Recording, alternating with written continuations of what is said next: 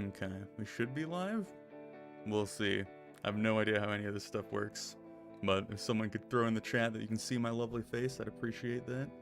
I know there is a bit of a delay. Also, audio levels, if the background music is too loud or too soft, let me know and I can adjust that. But this is it, I suppose. We'll give it a little bit. I'm a little early, and then we'll start going through all the questions and whatnot.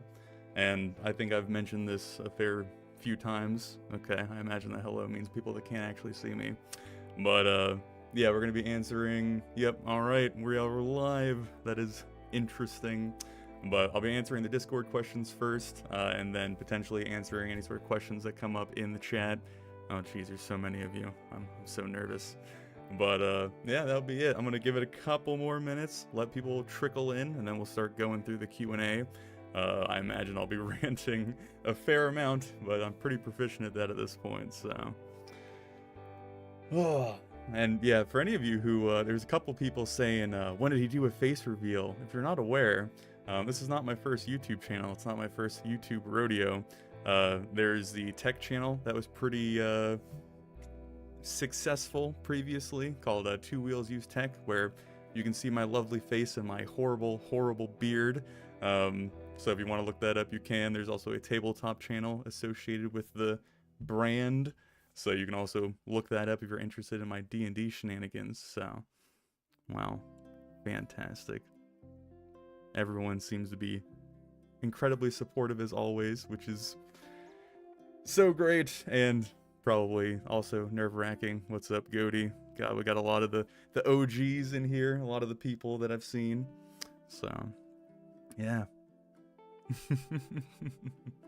Oh, BP, I'm warning you about the beard. It's not good. It's not a good look. How many wheels are in my house total? That's a very good question. Yeah, we'll do softball start question. Considering my chair and the things that I have that move around, I think 8.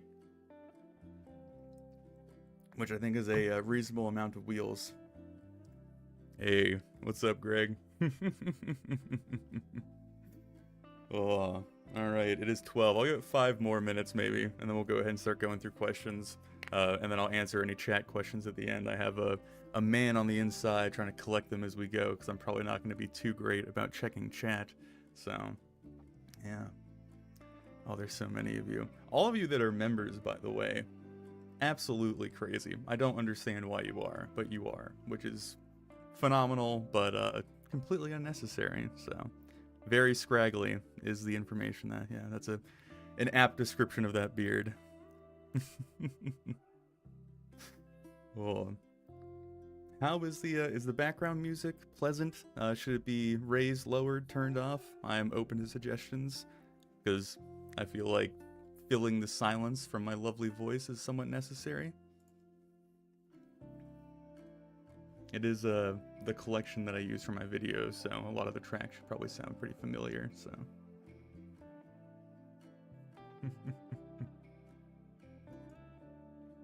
It's good. Alright, I'll take an it's good. I guess also, by the way, this is like the 10K celebration stream, so like... Hey, that's fun. Fun little fact, by the way. We hit 10K, and then I released the first episode of Season 3, and we jumped up like 300 subscribers over 2 days. So that's kind of crazy that it was like slowly trickling up to 10K, and then we leaped forward another big jump. So Season 3, I imagine, will pull in a lot new viewers, and I'm pretty suspicious that YouTube probably recommends 10K and above channels a bit more than they do under 10K channels, so we'll see. It is 2 a.m. for some guy. That's his actual name, not just some guy, but thank you very much for tuning in at 2 a.m. Jesus. It is a very pleasant noon for me, and I've been preparing for this all day, so hopefully I'm not too all over the place, so. Alright.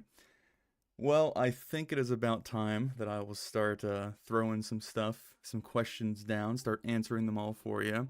And again, if there's any questions that I'm going to miss, hopefully my guy's on it. But alright, this should work. I have them queued up. There we go. So you can actually see the question that I am answering as I answer them. This is sophisticated live streaming here, folks. This is some next generation stuff. But let's start off with Ben RK, which he is a very big regular in our community in the Discord. The question is, what is your process for making a video, and any tips for people inspired by your content? This is a very broad question, so I'm probably going to ramble a fair amount. I have gone over how I make my videos in a few different places. Oh, Jesus. We're not gifting things. You're not donating any money. Today is not for that. Today is answering questions. BP, shame on you, sir, but thank you. But anyway, I have talked a little bit about like my process on how I make a video and how it kind of goes from the rough cut to scripting and then editing and actually putting it out.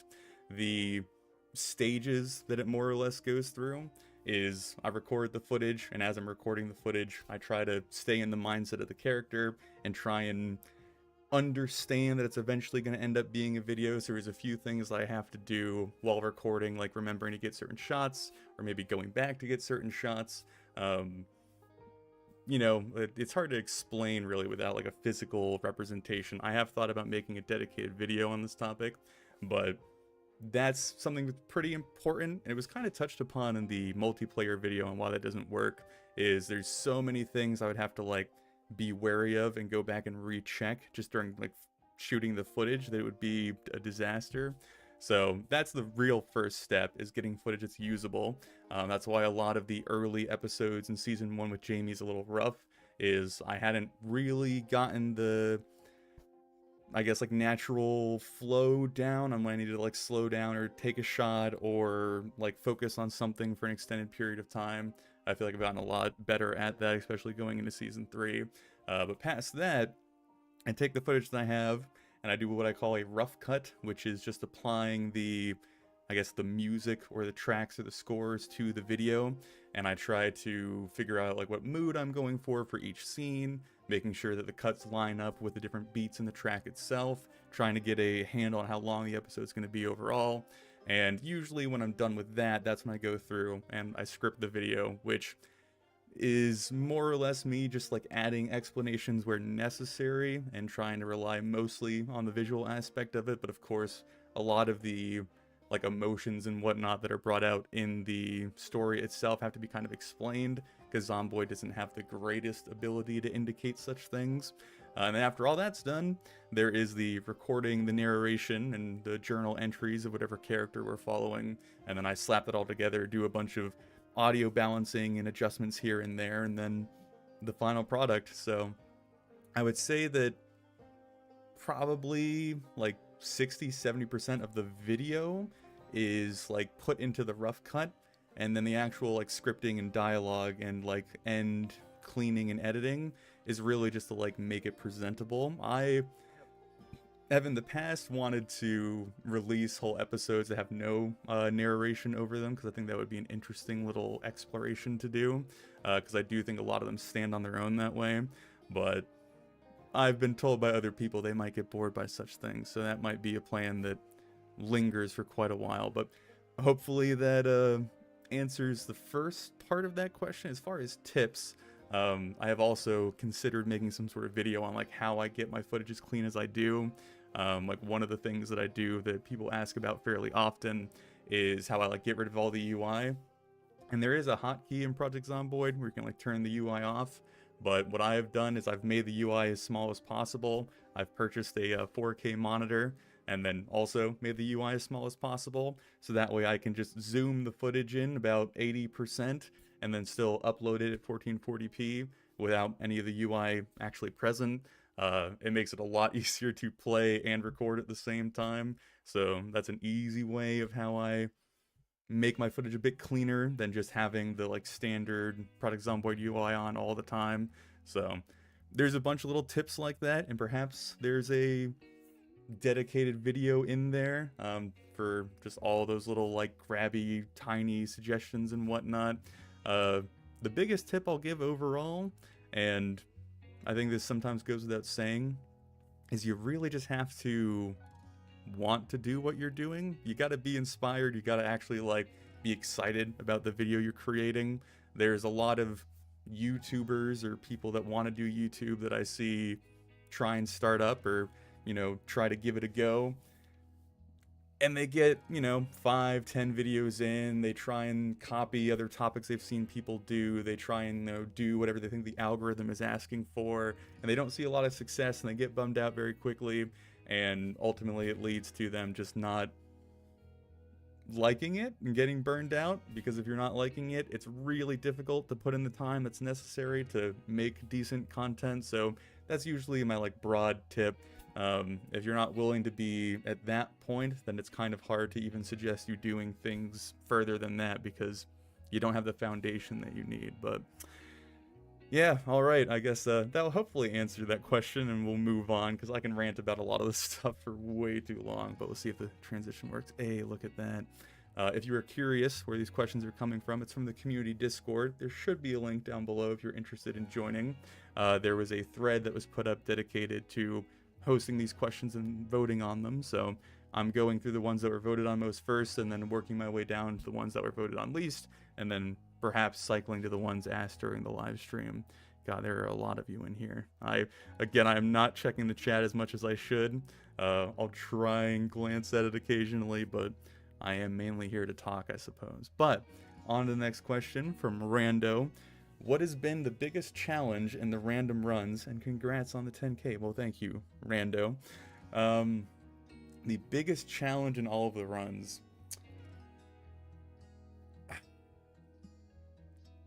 I think it was trying to figure out what to do with Jules. Jules's story, all through. I told you we're not gifting things today. But Jules's story, basically from start to finish, I had just a ton of reservations about it. Like, when it started, it was like the first like 5 or 10 episodes is just Jules being miserable, and like every single episode was just like him killing hundreds, 200, 300 zombies just to like get to like a can of tuna or a bottle of wine, and it was just like so miserable, and I was struggling to keep the same exact content interesting over and over and over again. And then eventually we got past that point to where Jules was, you know, pretty well suited and figured out and all that stuff, which was kind of where we landed with Jamie. And then I had to figure out what to do with him then. Like, it was like a dog chasing his tail. Once he got there, what now, right? Like, I had made the dedication that I wanted to make it to spring was kind of the goal for Jules, which I think we easily could have done. That was kind of the conclusion I came to, is Jules could just sit up on his little hill and get his little bird traps going, and he had plenty of, you know, water from the rain, and he literally could have just sat there forever and been fine. So that's when I sat down. I was like, okay, do I really want to play all the way like that to spring and still try and make interesting content out of that? I felt like that was probably impossible, if not incredibly difficult. So then I decided to start leaning more into the more like character-driven narrative stuff, which I again kind of did with Jamie's story. Once he was in a good place, that's when like Devin was introduced, and obviously all of that happened.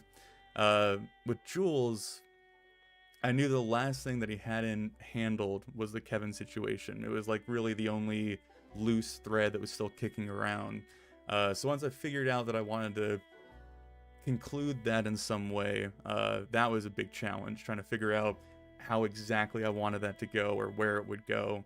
I think, again, everyone kind of enjoyed how it ended, but I spent so many nights and so many hours like re-editing things and worrying about things and like trying to set things up. This was also when we did our first like multiplayer footage inclusion, where I had a second actor on screen doing something.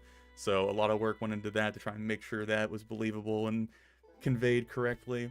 So yeah, I'd certainly say Jules overall is probably the biggest challenge in various different ways, and I think that both helped and hindered the season in a few different ways.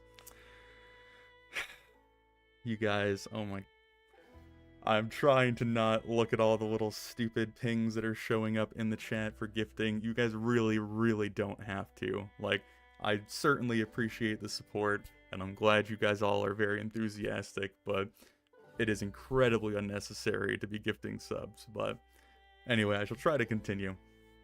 Yeah, I think that more or less answers the question. There's not like a singular moment that I think I can point to, except maybe the actual interaction between Jules and Kevin was a lot of logistical nightmare stuff, which is the less fun part of trying to make content in this way. So that was annoying, but not too bad. Challenging might not be the right term, but yeah, anyway. All right. On to the next question, I suppose. Again, hopefully it answers that one. What do we got? Oh, this is a longer one. Oh, and I remember this one. This is going to be interesting. Lost Wisdom, by the way, before I put forward his question, has been doing some wonderful art, some fan art of the series. I put out a community post yesterday showing his work with Jules, which is awesome. It is... I've talked about it in comments and whatnot, but it is crazy to me that I've put together a series that is now inspired artists to go out and do fan art of it. Like, and sometimes the art is way better than it needs to be, and it hits like a thread of something that I've built up in my mind and envisioned 1,000 different ways actually being like put in front of me and like presented in such a great way. The one piece of art that he did that really, really just like was another level. It's I guess a collage is what you would call it, of a lot of Jules' like big moments in the fight with Kevin, and it shows Jules both like, there's like a red background, he's draped in his black clothing, is a smoking rifle. You can see that like hardened, violent man that Jules had to become to kill Kevin. And then at the bottom of the image, it shows him like carrying Jamie's body and like putting him to rest. And right in the center, it's Jules like tucked in his comfy chair with a book. And it's like, I never thought someone could put together a piece of art that described the series so well, and like such a simplistic is not a word I'm using reductively, like simplistic in a way that it was just like very effective, that this like one piece of art really hit all of the very big highlights of the series, and it was awesome. So anyway, Lost Wisdom, amazing artist, appreciate the absolute hell out of him. I'll actually get to his question now, I suppose. So, all right. The question, did you have any headcanons for the characters going in that never really came up, like orientation or personality quirks? Choices they would have made if the situation came up, or did personality of the characters mostly develop as the playthrough went along? This is a pretty interesting question, and it kind of depends on the situation. It also depends from season to season. Especially, this will be a through line with a lot of the questions, I imagine. The way that I approach season 1 and season 2 and season 3 have been vastly different, because season 1 I didn't even consider this style to be my style. I wasn't aware that this is what it was going to turn into. And so a lot of his like personality traits and how he acted and the choices he made were raw from the game itself, or I even had to like retroactively go back and try and explain some of the things I did for a more gameplay benefit in a more narrative way, which I enjoy a lot. Like, that's one of the challenges I really enjoy about this series, is explaining like Zomboid quirks in a thematic way.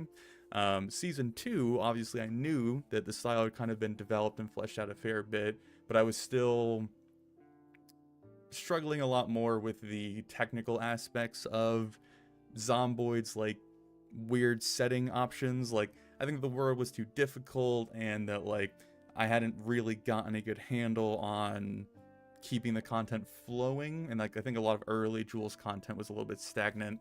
But I had a very clear idea of who I wanted Jules to be, even though it did develop and change, and didn't stay the same from like episode 1 to episode 23, 22. Can't remember how many episodes we ended up with.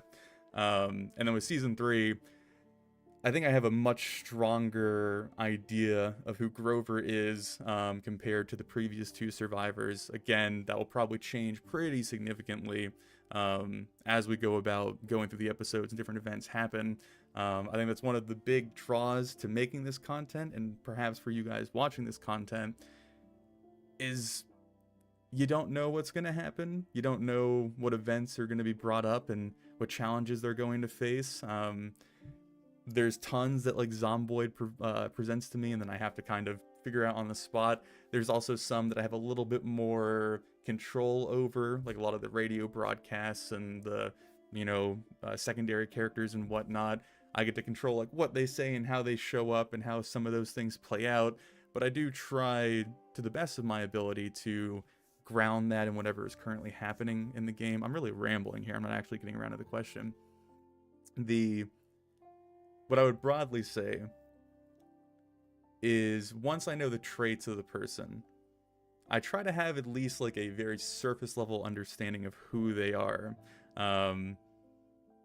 Like Jamie, for a good example, I saw he was obese, he was agoraphobic, he was a pacifist, but he was a police officer. And so just going off of those few little like clues, I came up with the headcanon, I suppose, that he was in some like officer involved shooting that left him somewhat scarred or maybe hesitant to, have any sort of like violence in his life. And then that probably led to him pulling back from his work and back from his force. And I had a few like images in my mind of him like, staying home and like re-watching perhaps like the news broadcast of the incident that he was involved in, and maybe like eating tubs of ice cream to try and comfort himself. And then as he slowly kind of isolated himself, maybe that's where the agoraphobia came in, where he was afraid to even leave his apartment or go outdoors. And so just trying to take little tidbits like that and crafting a story around it is usually where I'm at before I start the series. And then once I do start the series, it's kind of open to wherever it goes. I never really planned on Jamie being like some strange pseudo father figure to a teenager in New York. That's just kind of how it all happened. Jules was very much the same way. Like I kind of had the idea that he was like a librarian that worked at a school. He was probably a little bit reserved and nerdy and bookish and whatnot. But his story very much became like a triumph over just like the sheer obstacle of the world he was put in, and that put the like nerdy bookworm characterization to the sideline or in the background for a fair while, until he conquered like the immediate necessities of getting food and water and shelter.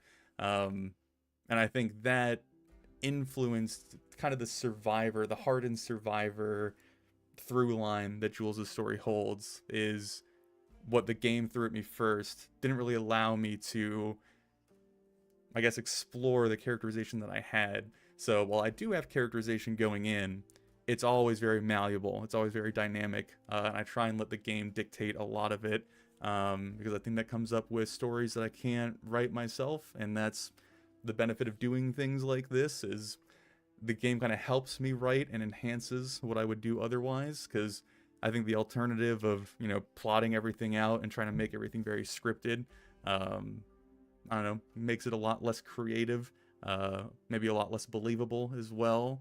You might be able to start seeing some of the strings in the background. So anyway, hopefully that answers the question. I'm really not great at being concise. I do ramble a lot. If you ask anybody that I talk to on a regular basis, I can never get my thoughts out in more than or less than like 30 seconds or so. So some of these questions or answers are going to be incredibly long-winded, and I apologize. But on to the next. All right.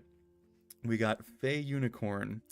What episode are you the most proud of out of all the runs? I'm curious what your answer would be. Well, thank you, Faye Unicorn. I am also curious. My favorite episode out of all the runs. Oh, there's a lot of them. Well, we're probably getting close to the 50 episode mark, because I think season 1 was 22 episodes and season 2 was 23, if I'm remembering that correctly. I really liked the Blizzard episode with Jules. Outside of that, I think it's really easy to point to the concluding episodes of each series. Like, there's so many things going for those episodes. Like, it's bringing all of the threads together, it's finalizing everything, it's paying homage to like all the memories that have been established. But if I'm looking at like a non-conclusion episode, it's probably the Blizzard. It's a mixture of enjoying like the aesthetics of it. It was really, really like comforting, like sitting in Little Hope as Jules, reading through books as like the gusting wind and the, thick blankets of snow were coming down. It felt really great. And then once I got to actually editing it and putting together the like vibe and the energy of it, it just felt even better, which is not always the case. Spoopin', you Jesus. Um, I'm gonna try to continue talking, but uh, the other reason I think I really liked the Blizzard episode is it gave me the opportunity to kind of take a step back. Sorry, I'm stumbling because you guys have gotten me all semi-emotional, but taking a step back as Jules, you know, spending time organizing his library, like really getting back to the core of the character was really cool and really fun. Um, yeah, so I think overall it felt like a, I don't know, just a nice rest before the chaos of the series continued. And I think that was really necessary for Jules' story because there wasn't a lot of downtime with him. It was either misery or nail-biting drama and not a lot in between. So I think that's why I look back at that episode pretty fondly. I really enjoyed that one. So that would be my pick, I suppose. But God, we got a lot of people here. You guys are absolutely insane. Anyway, we will go on to the next. Gosh, Jesus. Okay. This one is from Acid. Who is your favorite survivor thus far, and why? Do you also have a least favorite survivor? Lol. Thank you, Acid. Favorite and least favorite? Well, I mean, there's only 3, and one of them we've only had for 1 episode, so it's a little bit of a coin toss, I suppose. Do I have a favorite survivor? I think if I'm looking at it from like the sense of like the YouTube journey, I think Jamie's always going to be my favorite just because he was the original. So much of like what the series is was established through what he did and how he handled things and how he ended up. If I'm looking at it from like the actual story perspective and reviewing like where they started and where they ended and the meat in between, I think Jules might fit better as an answer for that. A lot of his justifications felt better. The like emotional ties to the story felt better. There was such a sense of accomplishment with Jules that obviously was there with Jamie, but it really felt earned with Jules.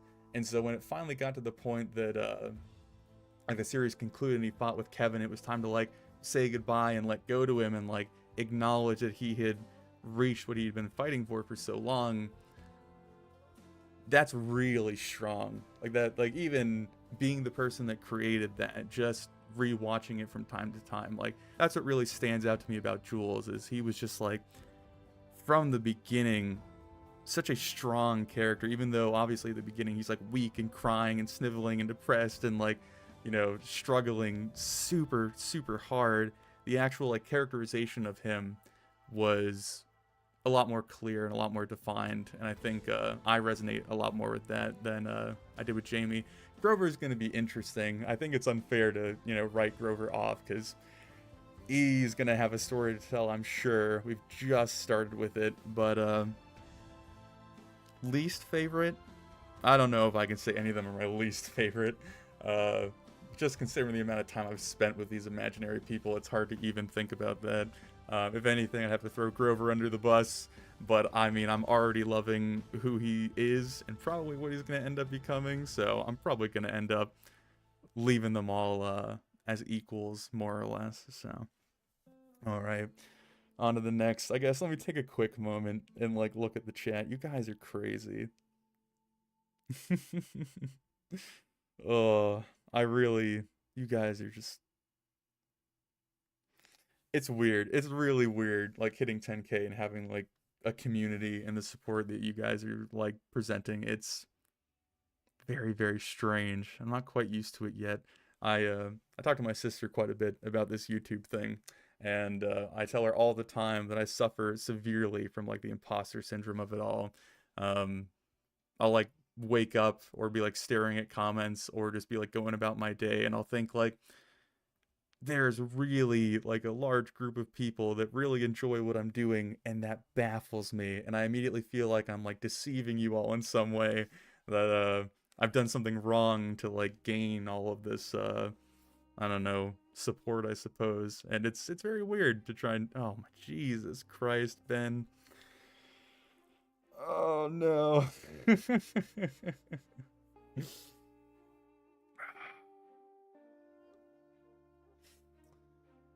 I need a drink of water. I'm gonna pause for a moment. Jesus Christ. I'm hoping you were here for your actual question, Ben. I didn't see you in the chat before then. That would have been sad. Oh, Jesus.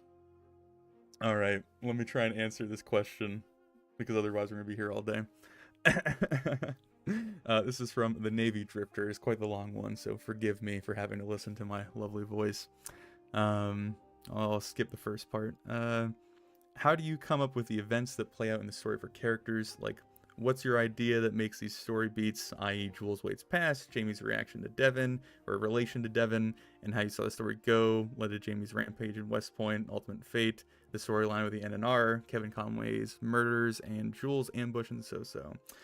These are all just examples off the top of my head. Basically, the main point is what plans that make you think of... Wait, yeah.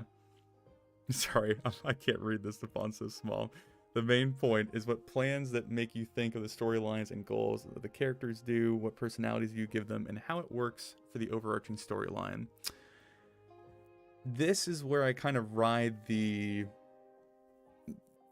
line of like scripted and unscripted, and I've pondered it a fair amount, like what's pushing it and what's acceptable and kind of what I want to see and what I think you guys want to see.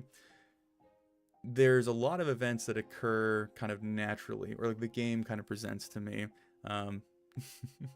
The best example I can come up with is Jules. When he first spawned in and was going about his day, like I had no, like when I was recording the footage, I had no conception that Jules was part of this group in the country club, or that he had fled Riverside, or anything of that nature. Like I had his character in mind, and I hit spawn, and then it placed me there.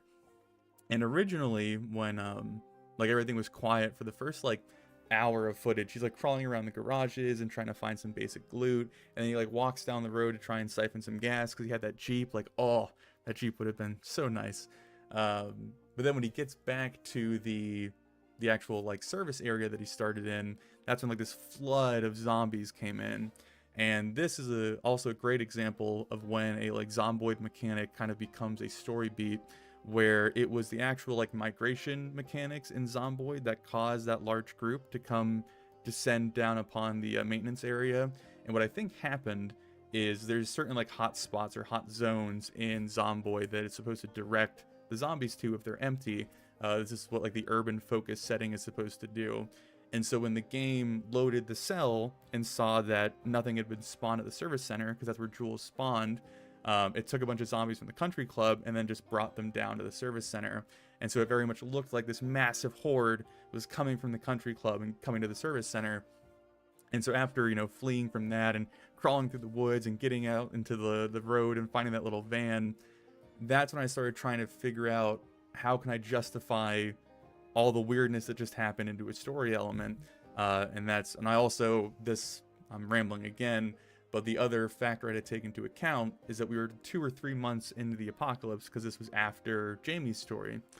So using all of those different limitations, or I guess like bumper rails is what you might want to call them, I tried to come up with a story that worked and explained everything, and that's how we came up with him being part of a group for a while and having fled Riverside, and the whole Kevin Conway thing was basically just to explain away how the group got like separated or attacked or destroyed.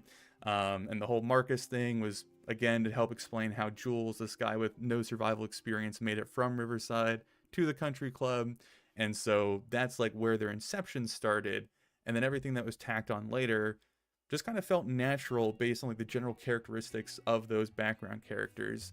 And then kind of bringing this full circle when we came around to dealing with Kevin and bringing Kevin up and, you know, doing that whole shootout and finale.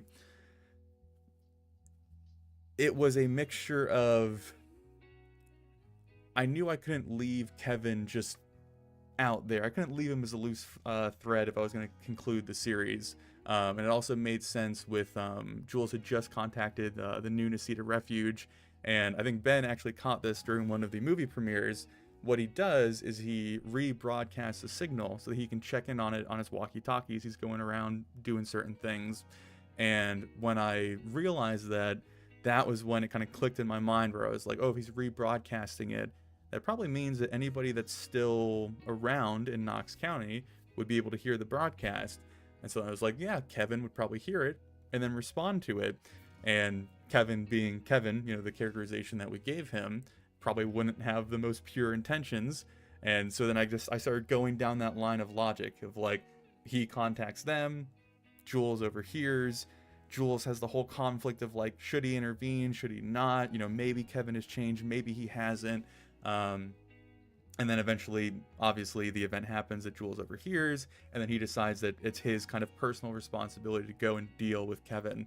And so, while I did kind of know the story beats that were going to happen, and I kind of had it planned out to get to the point where they have their showdown, I tried to include as many, like, in-game aspects as possible, or at least, there's a small, like, there's a blurry line between, like, in-game and, like, realistic actions. Like, obviously there isn't rebroadcasting in Zomboid in the game itself, but rebroadcasting from a radio station is something that is, like, what basically would happen if Jules was in that scenario. And so I don't feel like I was, like, forcing anything by including that and, like, using that as a bit of justification to lead to where we went. So that's basically the same template applied to all of the different events that happen throughout the series. Like, when Devin and Jamie first met, I had no idea who Devin was going to be. I just knew that once Jamie got the radio and the power going, him broadcasting every single day, I eventually wanted someone to respond. I felt like it would be interesting. I also knew that at that time I wasn't quite ready to do other survivors and like multiplayer stuff, and so we had to be pretty far away, because otherwise it'd be very difficult to explain why they don't immediately just, you know, drive to each other and help each other survive. And so then I had to figure out who he was and where he was and why he couldn't move. And that's how we ended up being, you know, a younger man stuck in his basement, kind of just like holed up and surviving. And again, using those characterizations, Jesus, to dictate like what happens. That's how we got to the conclusion. And I kind of just kept following that train until it finished. So yeah, I mean, that's again basically the answer for any sort of like non-Zomboid event that occurs. Is I try and figure out where all the seeds have been laid, and then I just follow kind of the natural path that I see forward until I reach some sort of conclusion. And sometimes those conclusions require things that are a little bit more scripted. Like the showdown with Kevin was scripted in the sense that it happened and we knew where it was happening. Like the actual specifics of how it went down was left up to how it actually played out. And then with Jamie and Devin, that one was honestly a lot more natural than Jules's conclusion, but kind of the same thing. Like, once I decided that Devin, well, actually I didn't even decide Devin got scratched. I actually rolled a dice to see if Devin got infected from his scratch, and he ended up having very poor luck. But once I knew that Devin was going to die, I knew that Jamie was more or less probably going to respond in some sort of like really violent kind of just reactionary impulse. I hadn't planned on him being bitten when doing his little West Point thing. But it's still the same like line of logic. I try and just follow it until it concludes, and sometimes the conclusion is planned and sometimes it isn't. And that's basically it. So I ranted a fair bit. Hopefully that answers that question. So anyway, we'll move on to the next one. Let me take a little glance at chat. Oh, hey G-Dog, thank you for joining us. See that you're a little late, but always appreciate you joining. Oh yeah, I might be spoiling things, by the way. I probably should have prefaced that. This Q&A is going to probably cover spoilers if you haven't finished Season 1 or 2. It's really late for that warning. I apologize if I have done that to anybody, but warning going forward. Anyway, let's see, what's next? Fairy Bug. I think a fair amount of people in the community know Fairy Bug. What is your process for character creation once a random build has been generated? How did you extrapolate Jamie and Jules from the collection of traits? I think I kind of answered this a little bit when I was talking about Jamie and how I kind of originally came up with his character. It's really like, it is a random generator. I don't know why I was about to say it's like a random generator. That is exactly what I do. I have the game give me like a random template, and I really enjoy that like challenge of taking all these pieces and figuring out how they all fit together. I do play a lot of D&D, and I'm a DM when I play D&D, so that's something that I'm fairly comfortable with, is like dealing with a lot of unpredictable and somewhat random injections of creativity, and then trying to make it all make sense in a somewhat cohesive manner. So that's basically what I do with the random characters. Is the occupations certainly is one of the stronger like touching points to kind of bounce off of. Like if they're a police officer or a carpenter, or they're retired, or they're a gang member, or whatever it comes up with, that's a really big portion. And then I see the traits as kind of like the story of their lives leading up into this point. Like when I was talking about Jamie, the big ones that stood out to me were the agoraphobic and the pacifist one, being a police officer. Obviously the pacifist one's kind of in a bit of opposition to that, so it was cool trying to figure out how that might have come about. With Jules, he more or less was kind of like what I envisioned initially, right? He's a librarian, so he's probably pretty reserved. He's probably not the most social. He's probably a bit meek, but he is like creative and intuitive in his like way of survival. There were a lot of different times throughout the series where I tried to have him rely on his smarts versus just like his raw strength, even though he did have to rely a ton on just beating his way through.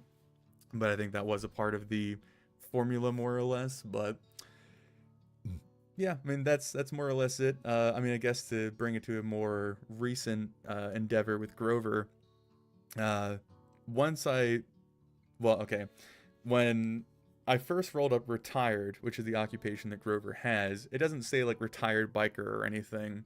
It just says retired, and that's where it gets the trait that he has, where he randomly has a chance to trip when he sprints, which is 100% going to be a problem at some point. But when I saw the traits that it had given me, like brawler and durable, and I can't remember them all off the top of my head, but I was instantly getting this like image in my head of like this old, rugged, kind of like no nonsense character, and then it just kind of naturally fit that he'd be like an old motorcycle club member, and perhaps he's like out of the life, or maybe he's just, you know, old and isn't like directly interacting with it and whatnot. So yeah, that's how I came up with Grover, and then his actual characterization after that was pretty easy, because when you're pulling from an old, grizzled, you know, motorcycle club member guy, there's a ton of stereotypes or traits or inspiration that's already there. So it was kind of just like taking that all and throwing it in a melting pot, and then bringing out the man that we saw the other day. We'll see how that develops and how much of that sticks or changes or whatnot, but yeah, that's basically it. Hopefully that answers the question. So yeah, I know I'm stumbling over my words. You guys got me flustered today. Okay. This one is from Rand Scorpio. Other than Project Zomboid, what games, if any, do you plan on playing on the channel? Fun fact for those of you who have only followed the Project Zomboid stuff, there is old Minecraft videos on this channel from when I tried to make that a thing quite some time ago. I've always enjoyed the idea of making gaming content. I've tried it in the past, and when I say in the past, when I was like 13, 14, 15, I was really trying to make this a thing, and a lot of that is very, very cringy endeavors, so thank God they'll probably never see the light of day again. But as far as in the future, it's a bit of a mixed bag, where it's a little bit fuzzy on like what I want to commit to. There's a thing to be said that when a channel is built on an audience and they expect a certain type of content, like the Random Survivor series and Zomboid, it's very difficult to switch gears. It's not impossible. There's a lot of people who have done it, and I do have interest in other games, but the one thing that a lot of people don't truly comprehend is the amount of time I don't spend playing games. When I'm making content for a game, I basically stop playing it almost altogether. Like, I probably play Zomboid 5-10 hours a week, which is way below what a lot of usual gamers do, because I know all of that is turning into footage, and I also have to spend all that time, turning that footage into a video. So when I'm looking to play a game to make content out of it, I have to almost kind of accept that I don't get to play that game anymore, which is a little weird. So there's a lot of games that I really love, and I would love to highlight on the channel, but it then becomes like a job, more or less, and it's a little bit difficult to let those things go. And it's also the worry of if I do put out other content and it doesn't do well, then that's not great. Like, I'm not a super analytically driven kind of guy. Like, I don't care a whole lot if videos get views or not, but I won't sit here and say that I don't care at all. Like, the videos getting views and people enjoying them is the whole purpose of the videos being put out. So if I start putting out content that people don't watch, then I would stop putting that content out. So as far as other games in the future, we'll see. Right now I'm pretty comfortable doing what I'm doing, and I don't want to rock the boat. But if I had to throw a few out there that I would be interested in, I've always loved Minecraft. I've been a Minecraft fan since, like, basically the game came out back in, like, in-def, when Cnanders was doing his original Let's Play, which is, that's a long time ago. So I would find that interesting to give the Minecraft run another go, because that always, fascinates me, and I enjoy that. I've always also really enjoyed the historical Total War series. I've played a hell of a lot of Rome 2 and Attila and things of that nature, and there are narrative plays of that game that are fairly interesting, but though they are a lot more like historically centric versus like character driven. So I think that would be kind of a vibe shift that people might not enjoy. But I could really see myself enjoying putting a series like that together, but it's a very, very different beast compared to Zomboid. I don't know, like, I don't think I ever see myself putting out kind of your generic, like, popcorn variety gaming stuff. Not to say I have anything against it, but a lot of the channels that do, like, funny moment compilations, or, I don't know, just like standard Let's Plays where you just like sit there and narrate and run around. I've never really enjoyed that. I've tried it in the past, and I've also basically tried it just to mimic what I saw other people having success with, but it's not really my style. I really enjoy presenting like a story to people, something that has a lot of like thought and I don't know, effort put into it. Not to say again that Let's Plays don't have any effort put into it. You have to be fairly charismatic to be able to pull it off, but it just kind of bores me to just talk over gameplay. So I wouldn't ever expect that kind of stuff. We may see a few things here and there that are maybe like community centric. Like if we ever did a community game night and we played something, I could see myself like grabbing a bunch of clips of like the funnier moments or the cooler moments and putting it out for you all just to experience the community versus like enjoying the actual content of it, I suppose. But that's all a lot of like speculation stuff that may never happen. But yeah, as far as playing other games, we'll see. I wouldn't hold my breath if I were you. If it does happen, it does. If it doesn't, it doesn't. I'm perfectly content putting out more and more of these Survivor stories as long as you guys enjoy them, because I'm enjoying them. And we'll just go from there. So probably not the answer you're looking for, but that's what you get. So all right. From Derelict, this is a add-on to the question from Ben earlier.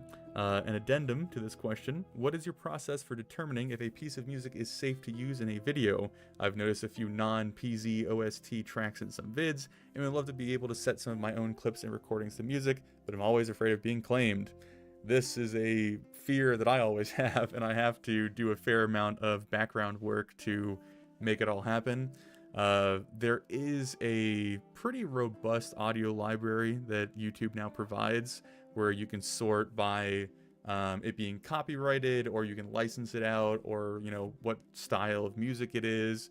And I use that a lot. You'll see that a lot of the tracks that I use that are outside of the PZ Product Zomboid OST, OST being the original soundtrack, is from that YouTube audio library. The other video game OSTs that I use, like I think I've used The Last of Us and Red Dead Redemption, and there's a few others that I can't remember off the top of my head. Oh, State of Decay 2 is now one that I'm using. Days Gone is another one that I'm using. A lot of the time, this is a bit of a copyright gray zone. You can use OSTs from other games, and usually developers won't go after you for it. One that I did try, RimWorld is another one that I use. Sorry, I just interrupted myself. The gray area is that you're technically not supposed to use that music, but everyone kind of does, and no one really goes after anybody for it. The one that I did use that got called out was Outlast, I think was what I used. Or no, Killing Floor might have been the one I used. And they did not like that. They striked the video, and then I had to go back and find a different track for that section and recut it. If you're ever uncertain, basically the only solution you have is to upload an unlisted video with whatever material you're thinking of using, and then letting YouTube run through its checks. And if it gets flagged, then it gets flagged. If it doesn't, it doesn't. I've done this with all the different OSTs that I've planned on using, where I will grab one or two tracks from it, place it over some footage, and then upload it to YouTube, and then see if it gets struck down or not. Since it's unlisted and unmonetized, you don't have to worry about actually getting a strike. You would just get a copyright claim warning. And so that's how I go about doing it. It's a bit time consuming whenever I want to try and use a bunch of different tracks, but it's the only way of making sure I'm not wasting my time by spending all the time editing to that music. So that would be how I go about it. There are also a ton of different websites and libraries and services you can pay for that have copyright free music. I think I can't remember off the top of my head. There's one that's advertised to me all the time that a lot of creators use, but if you do a quick Google search, I'm sure they will pop up, and you can use those if you were so inclined, though they are paid services, so it's kind of not for everybody. But anyway, that hopefully answers that question. All right. Oh, we're forging ahead, because I know I got a lot of questions to get through, and what are we at? We are already nearing an hour. I'm so good at this. All right. This one is from 7. What was your motivation to start the Random Survivor series? All right, this is a fun question, and I've brought some attention to it in the past couple videos or weeks or Discord messages and whatnot. There is a YouTuber that I can't link as far as I can tell. Sean, if you're listening, find us a little channel and maybe shoot the link in here if you can. But he goes by Swope25, and I randomly stumbled across his series, I guess is what you would call it, quite a while ago. It's now 6 or 7 months at this point. And it was, I'm stumbling because it's kind of hard to describe. It basically was just a short video highlighting the end of his longest Zomboid run. And the title of the video that I'm talking about is I Got Bit. And that was what popped up in my feed before any of his other videos. So I watched that, and it's him reflecting on all that had happened and coming to terms that he'd gotten bit, and being really cheery about the run coming to an end, and acknowledging how far he had gotten and how cool that was and all the cool things he accomplished.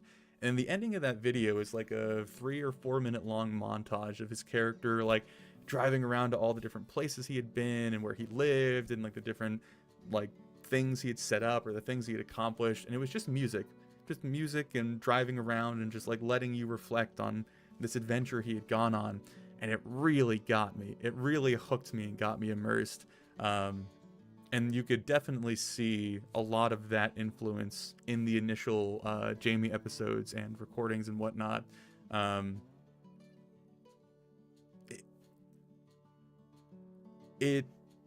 I've talked about this a bunch, and again, this is where I've considered making a dedicated video to this. It really showed me that Project Zomboid had a lot more to provide than just playing the game.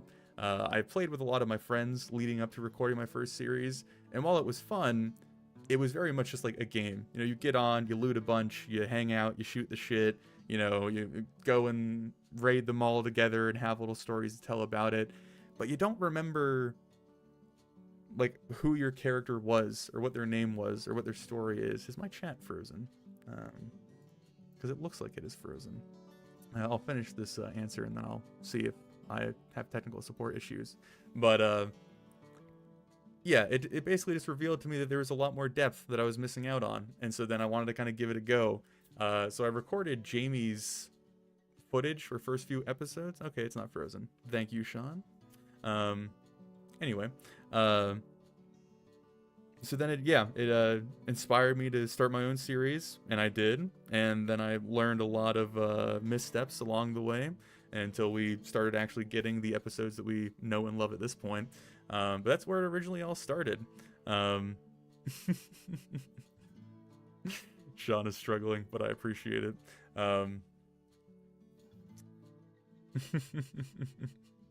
Thank you. You can't hear me.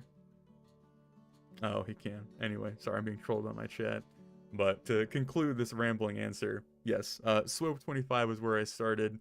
I'm very glad I stumbled across his videos because I wouldn't be here otherwise. And it really was the beginning of me appreciating what Zomboid could be. And I'm glad that I've also seen that comment reflected a lot under my videos of people seeing that like there's more to Product Zomboid and there's more depth to be enjoyed than just getting on and like securing a base and then just like looting everything. Like there's a lot of really great emergent storytelling aspects in Zomboid that just get passed over so often. But yeah, that was my inspiration to start, and I can't be thankful enough that for whatever reason he put that video out and YouTube recommended it to me, and here we are today. So anyway, let me go ahead and go to the next one, as I'm hoping that is the correct link this time, Sean. This one is from Big Spoopin, who again is a very recognizable figure of our community. How would you like to see the channel grow? As in, what goals and future plans do you have in mind? That is a great question, and I don't quite know. I was not expecting the channel to get this large off of this series. I wasn't expecting this series to even get off the ground, to be honest with you. So the fact that we're here now is a little strange, and I will be completely honest that I am just making it up as we go. I'm learning a lot about the whole YouTube thing and community thing and content creation thing, and I am always trying to improve, and hopefully that showcases in the end product that I give you all.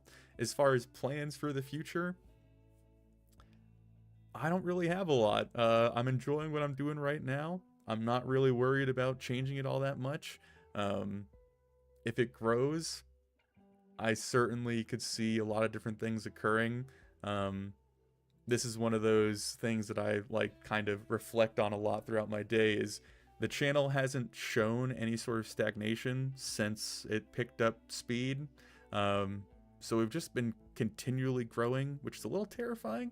And if we're just gonna keep growing, I gotta start thinking about some stuff. Even now at 10,000 subs, it's pretty difficult to have my like finger on the pulse of the community at all times. It's hard to respond to all the comments on all the different videos. Like, it's becoming much less, yeah, words. It's becoming a lot less of a like small, tight-knit community that I can handle, and it's quickly becoming a whole blob of people that it's really difficult to personally interact with on a daily basis. And I think I feel pretty sad and glad about that. It's a very bittersweet thing where obviously the community is growing and there's a lot more people being exposed to the content that I'm making, but it also means I just don't have a lot of time to like sit there and chill with people and, you know, have personal relations with people. Oh, there's ads running on this. I didn't know that was a thing. Well, good stuff. I'm gonna let that roll and not say anything too important, and then continue. We have 40 seconds apparently. See, this is the thing that I'm talking about learning how the whole YouTube thing works, especially with the live streaming thing, which I'm not super used to. Um, but yeah, to try and conclude that answer so we can move on to the next one. I am excited about growing, but I'm also terrified about growing. There are definitely benefits of being a smaller channel, and to be perfectly clear, I'm still an incredibly small channel in the grand scheme of things. But if you guys don't stop supporting me, then I'm just going to grow, and the problem's only going to grow with it. So all I can hope for is that I can keep myself somewhat grounded with you all, and try my best to do so. So anyway, oh, I think the ads just got inserted. It gave me a 50-second warning. That's what it did. Well, we'll go ahead and move on to the next question, and hopefully people are back when they are back, because I'm so good at this. All right, actually, let me take a sip of water. I am running dry. Ugh. Look at the chat for a moment. See, it's a mixture of the regulars. Very much appreciate it. I should probably... Oh, I can't scroll back. It will mess up my little feed. But, yeah. What do we have here right now? We have like 40, 50 people around. Very nice, very nice. God, yeah, we have hit an hour now. I gotta start chugging through these questions. Alright, let me go ahead and continue then. For a quick record, if you are throwing things in the Discord right now, I probably won't see them because I'm actively live and I had to grab all these questions before the stream started. I might try and hop over there and grab it if we have time, but I'm expecting that we might not have the time. But anyway, let's keep going. Okay, so this is from Bocephus, I think is how he told me to pronounce his name yesterday. I might be getting that wrong. What got you started making YouTube videos, and what inspires you or drives you to make the work you do? That can be a very long answer, but I'll try to condense it as much as possible. I've always loved the idea of creating content. I love entertaining people. When I was a child, and this is something that I had to fight against in my later years as I matured, I used to love coming up with like tall tales and stories and lies just to like get attention and to get some laughs and to entertain people.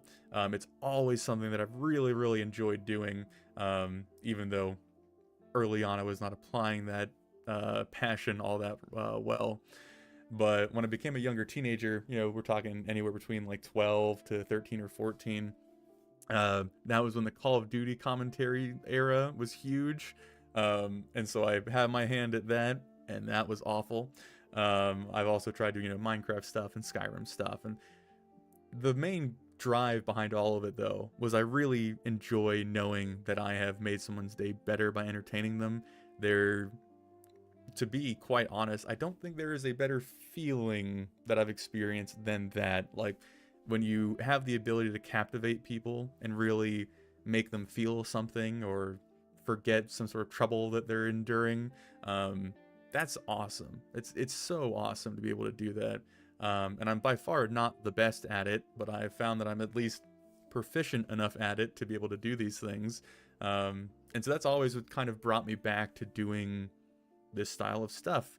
A little potentially like down note in this otherwise somewhat upbeat section is a lot of the things I enjoyed doing were taken from me after my accident. So there's only a certain amount of things that I enjoy that I can still do, and a lot of those things are centered around sitting at a desk at a computer. So if making YouTube videos is the way that I can now express my storytelling, and have people enjoy it, then that's what I'm going to end up doing. So yeah, I mean, that's basically the inspiration and the drive. I guess that answers the question. I just really like doing it, and when it works out, it makes me feel awesome. And that's really the gist of it. I think maybe perhaps that is the shortest answer yet. I will try to not pat myself on the back for that one. All right, this is from Z Clan. What interested you into playing Product Zomboid and even starting to record it? As I mentioned earlier, Swope was the one who like kind of inspired me to look at Product Zomboid in a new light. But originally, I have to give the tip of the hat to a friend of mine named Rob, who got me into playing Product Zomboid again. I think I purchased Project Zomboid way back in 2016, 2015, when it looked nowhere near like what it looked like nowadays. And I was, that was back when like DayZ, I think it just maybe gone standalone or was planning to go standalone. So the zombie survival genre was super big and everyone was excited about it. So when a new zombie survival game popped up, I bought it, I tried it, did not like it, and then basically forgot about it. And then it was, yeah, maybe almost a year ago at this point, which is crazy to think about, that my friend Rob was like, hey, I'm getting back into Project Zomboid, you should try it, it's so much better than it was. And I was like, sure, yeah, totally, I believe you. And then we played, and yeah, it certainly had improved a lot since I had last touched it. So yeah, that's who got me back into Project Zomboid after I'd stepped away from it for like 4 or 5 years. And you guys have him to thank for getting me to this point as well. So I'm very glad that he pestered me enough to give it another try. So yeah, again, quick answer. We're getting better. All right. This is from Lunzer404? Sure, however you want me to pronounce that, pretend like I did it correctly. What's the backstory of the retired biker? Was he an informant or the police or gang member of a biker club that's a crime boss? I don't think I want to delve too deep into Grover's backstory and the things that I have planned, because one of the things I mentioned before is I try and keep these things very malleable. I don't have like a very strict backstory crafted for these individuals when I go into the series. What I will give you is kind of what we've already seen in the first episode. He was very heavily involved in a motorcycle club back in the day. He no longer is, whether that's because he simply grew older and kind of drifted away, or if he was an informant of some kind. There are a lot of different options as to why he is no longer that. And as far as... yeah, no, I think that's about where I'm going to leave it. I don't think I want to spoil anything for you all, because, again, I don't really know these answers either, so I'd kind of be making them up. So I'll leave you with that one. There's a lot of different options. I have a few in mind. We'll see. The game's going to dictate a fair few of them. But yeah, next question. This is from G-Dog. Hopefully he's still here. What is the story behind the name Two Wheels? Or rather, how did it come to be?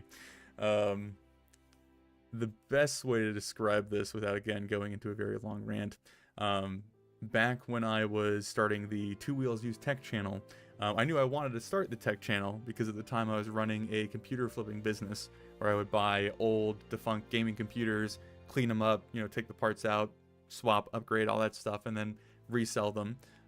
If you are interested in that story, there's a whole channel dedicated to it. You can go give it a watch. But I was trying to come up with a catchy name for that channel. And I was workshopping with my girlfriend at the time to try and come up with a name that rolled off the tongue.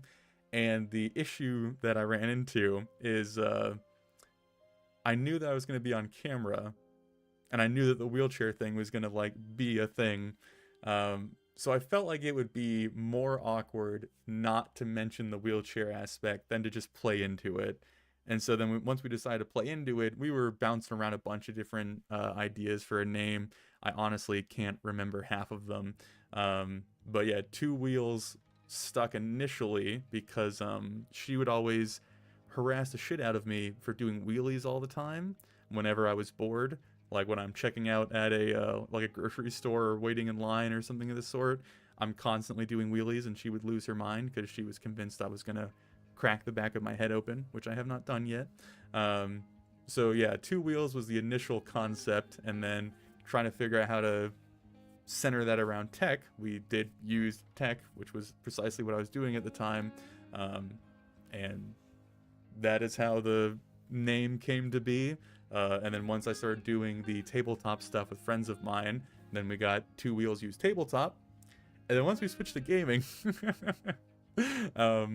I thought about doing Two Wheels Used Gaming, but used gaming really doesn't make sense. So that's how we got Two-Wheeled Gaming. It's a little bit of a drift from the brand, but that's where the name comes from, and that's how we've evolved up until this point. And yeah, again, we're getting quicker at answering these, so all right. This is from Paint.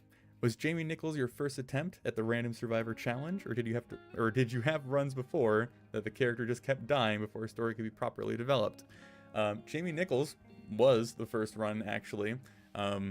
I specifically remember it was that night after watching that Swope video that I decided I was going to try and record Product Zomboid footage. So I just loaded up settings that I thought looked all right, started the world, hit random a bunch of times, and there I went. And everything just played out as it played out. The only time that I've played in the series that didn't get shown is between season 1 and season 2. I was messing around with the world file a lot to make things work, and I was adding and removing a lot of mods that I liked and didn't like. I was also really trying to get the RV Interiors mod to work, which didn't end up happening. But during that time, I created a very quick temporary character to make sure the mods are working and whatnot, and then just deleted him and then started Jules. So basically, I guess it's also worth mentioning the co-op run that I tried doing with my moderator Sean, which the multiplayer video was about. All of those runs are technically runs, but they didn't end because we died. It just ended because the footage wasn't really usable and it just wasn't planning out well. The thing that I do nowadays to prevent starting a series and then having the person die on the second episode just in case, is I play 6 or 7 hours worth of footage before I even consider making the first episode. With Jules, I think I got all the way to Little Hope before I even started editing the first episode. So that way I knew I got all the way to a safe spot, and there was a story to be told there before I even started actually putting the episodes out. Same thing is going on with Grover. I have I think 5 hours of his journey recorded at this point, and the first episode I think is maybe the first 2 hours of that. So I still have to edit through some old footage, and then eventually I start getting into the weekly routine of recording until I feel like I've hit a good stopping point, and then editing, and then rinse and repeat. But yeah, no survivor has actually died in any of the runs so far, which I guess is kind of impressive, or maybe I'm just incredibly lucky. So, oh yes, Alyssa did miss her question, which is Fairy Bug, if I remember correctly.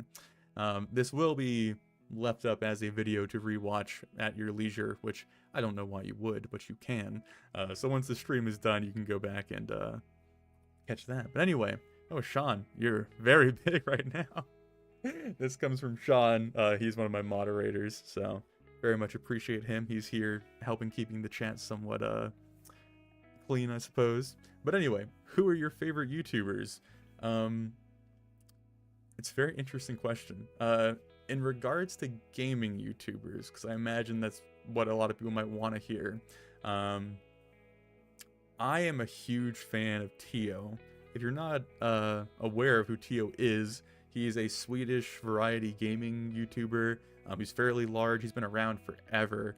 And he basically just plays with a group of his friends all the time and just enjoys it and puts videos out about it. He's incredibly wholesome. He is clearly one of the better role models to have as far as a YouTuber. He really is just a cool guy, and it's really awesome that he's been around this long to see him develop to the point that he has. I watch basically I think every single video he puts out, and it's very much not my style of content. It's what I was describing before. It's very easy sit down digestible stuff versus a long narrative character driven experience.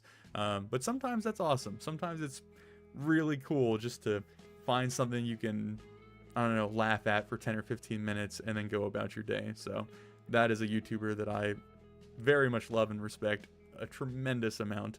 So give him a look if you haven't, I suppose, or if you're not aware of him. A non-gaming YouTuber that I really enjoy. Again, I don't know how familiar you guys will be with any of these people, but he goes by Mauler. He originally was doing very long form, deep critiques of different video games and whatnot, or even reviews of video games. The series that I originally found him through is he was critiquing someone's critique of Dark Souls 2, and I think that series is 8, 9, 10 hours long or something like that. And I very, very enjoy the way that he like meticulously breaks down like everything that he wants to discuss and then lays it all out and then presents it to you. Since then, he's developed a lot more towards like movies and media. He got very popular when Star Wars: The Last Jedi came out, and a lot of people were putting out reviews surrounding that, and he did a lot of reviews breaking down the reviews of that movie. So I watch him a lot. I enjoy every video that he has put out. They're very long videos, again, very different from the content that I do, but I absolutely love that. I would highly recommend him as well. I probably have a pretty substantial list if I sit here and go down for a while, but I will. Well, we'll stick with 3, I suppose. What's a third one? I'm blanking now. Oh, there's some very nice comments in the chat. I appreciate you all. I would love to be interacting with the chat more, but I'm trying to get through these questions, so if I'm missing your well wishes, I'm sorry. I will go back and reread this once I'm done, but I can't quite address them all at the moment. Man, this is a throwback, and it's more nostalgia than anything, is Cnanners. He was really big in the Call of Duty commentary community back in the day, and he also was one of the type of YouTubers that you could tell was just like super chill and relaxed and just enjoyed doing what he was doing. Eventually he kind of turned into a variety, funny moments, gaming type of guy. He also did a Minecraft Let's Play way back in the day. But he got really big doing Gmod videos that you guys might have caught, where it's him and his friends playing like Murder or Triple and Terrorist Town or things of that nature. And then eventually I think he fell off and he tried to come back, but it didn't end up working out.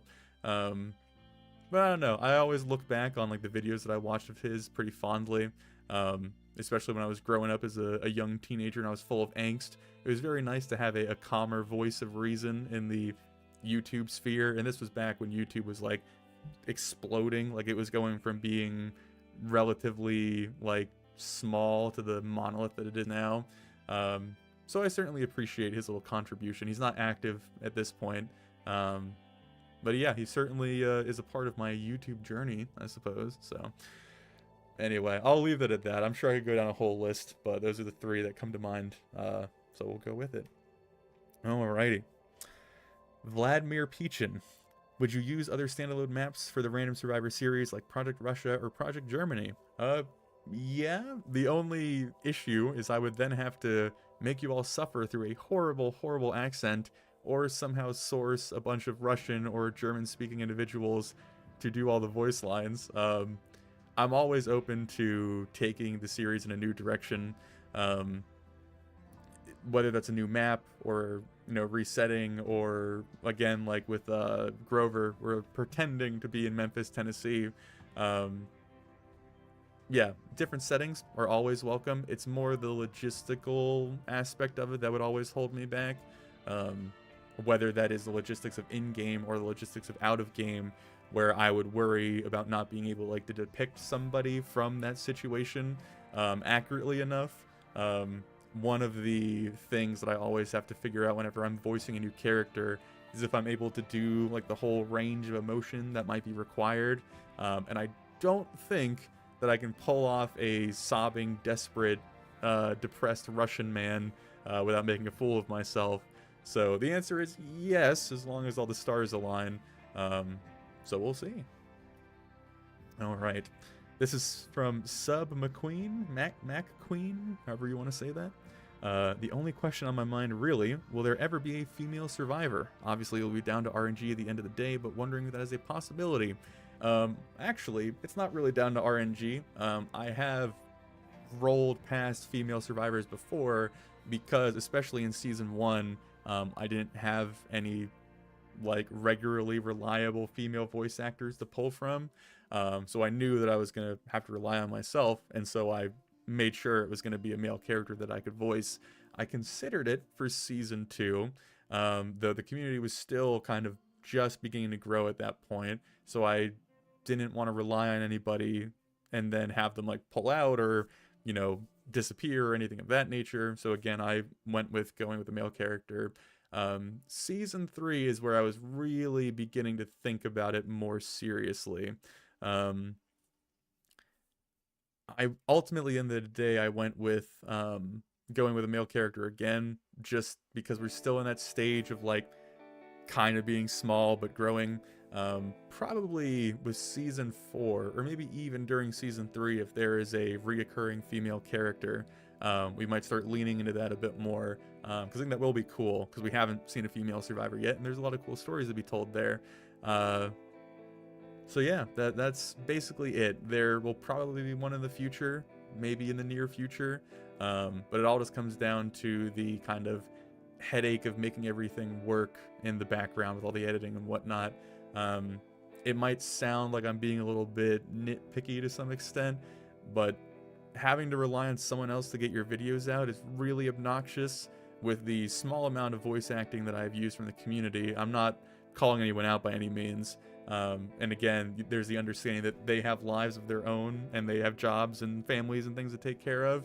It's really frustrating when like I have a video ready to like edit or not edit, to render and put on the channel, and all I need is like a 1-minute voice line and I just can't get it from them. So I want to try and eliminate as much of that as possible, and if I'm relying on someone to voice the main character, that's going to be like a constant thing I'm going to run into. So perhaps I'll figure out a better way of solving that problem, but that's the main reason it hasn't happened yet. So anyway, all right, this is from Crunky Boys 312. What is your favorite color? It's orange. My wheelchair is orange. The shelf behind me is orange. I'm a big fan of orange. I think it is, thank you, dog, best color out there. Easy as pie. There you go. This is from Jester. If you were forced to survive in real life Zomboid scenario and got to pick a build, what would it be and why? Some guy, it is almost 4 a.m. You might want to head to bed, brother. I don't know how much longer I'm going to rant, and you can always rewatch this later if you would like. But anyway, I don't know if I can answer this question effectively because I don't know the traits and the builds in Zomboid all that well. One thing that might surprise all of you is I don't have that many hours in Zomboid, and I don't think I've ever built a character. I've always just hit random and play, or not hit anything and just gone with unemployed and play. So I don't know the whole like min-maxing stuff or like what career I prefer or anything of the sort. So I don't know if I can answer this question. Broadly, I really do like the police officer start. Maybe it's because I have a bit of nostalgia attached to like Rick Grimes and The Walking Dead, or maybe even Jamie, because he very much was that role. But outside of that, I really don't have a good answer for this one, and I apologize, but that's what you get. Let's see. This is from Atlas. I know, the dog is staring. Son, wait, I'm mirrored. Here, where are you? Come say hello. Oh no, you're on the wrong side. Over here. Sorry, I'm not doing this right. This is dog. Hello, dog. I will pet him upon request. Anyway, from Atlas. How long will the random runs go for? I like them. Thank you, Atlas. I appreciate you liking them. The random runs are just going to go until they stop. As long as you guys are enjoying them, and I feel like there is enough content for it, or that I still have enough like new ideas to add to it, then they'll keep going. It basically comes down to, it is what I enjoy creating at the moment, and you all are enjoying watching it at the moment, and so it's just going to keep going until it doesn't. Whether I actively make that decision and switch gears in hopes of starting something new, or if it just slowly kind of trickles out and eventually ends up not being worth it anymore. However it ends, I'm sure it will end at some point. Nothing lasts forever. Like, honestly, it could just be a shift in Zomboid content as well. Maybe I'll stop doing random runs and do some other type of content using that medium. But yeah, I don't think the Survivor runs will last forever, but I don't see them becoming redundant anywhere in the near future, so we'll see. All right. This is from, oh, King, dude, stop. He's scratching himself. He's trying to interrupt now. Now that he's YouTube famous, he won't stop. All right. This is from Mod Tug. What is your favorite book? I don't read a lot of books. I actually really, really hate reading. the only book that I have read, well, actually, I read the Life is Tremendous, the book that Jules ended up quoting in his series, because I wanted to actually read the book I was quoting, and that was miserable. I could not recommend that book to anybody. But as far as a book that I've read relatively recently that I enjoyed, I read Fire and Blood, which is the prequel book to A Song of Ice and Fire that the new House of the Dragon show was made out of for HBO. Very much enjoyed that book. Listened to the first half of it in an audiobook and then read the last half.